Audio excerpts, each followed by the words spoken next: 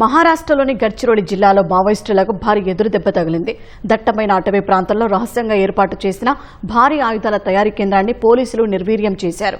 లొంగిపోయిన మావోయిస్టులు ఇచ్చిన పక్కా సమాచారంతో పోలీసులు ఈ ప్రత్యేక ఆపరేషన్ చేపట్టారు. గడ్చిరోలి పోలీసుల నక్సల్స్ వ్యతిరేక ఆపరేషన్లలో అత్యంత కీలక విజయంగా ఈ ఆపరేషన్ నిలిచింది.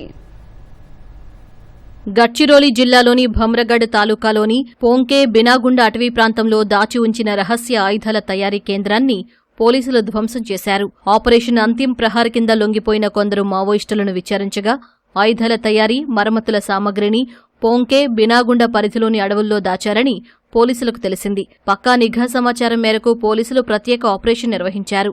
అటవీ ప్రాంతాల్లో సెర్చ్ ఆపరేషన్ నిర్వహించడానికి స్పెషల్ ఆపరేషన్స్ స్క్వాడ్, బాంబు నిర్వీర్య బృందాలు రంగంలోకి దిగాయి.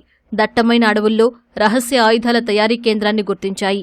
అక్కడ్నుంచి లేత్ మెషిన్, బీజీఎల్ పైపులు, 12 బోర్ పైపులు, ఇన్వర్టర్, జనరేటర్, బ్యాటరీలు, గ్రైండింగ్, డ్రిల్లింగ్, జిగ్సా మెషిన్లు, ప్రెషర్ పంపు వంటి పరికరాలను స్వాధీనం చేసుకున్నారు.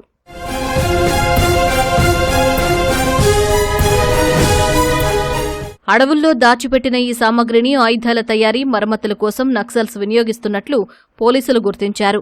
వాటిని అక్కడే ధ్వంసం చేశారు.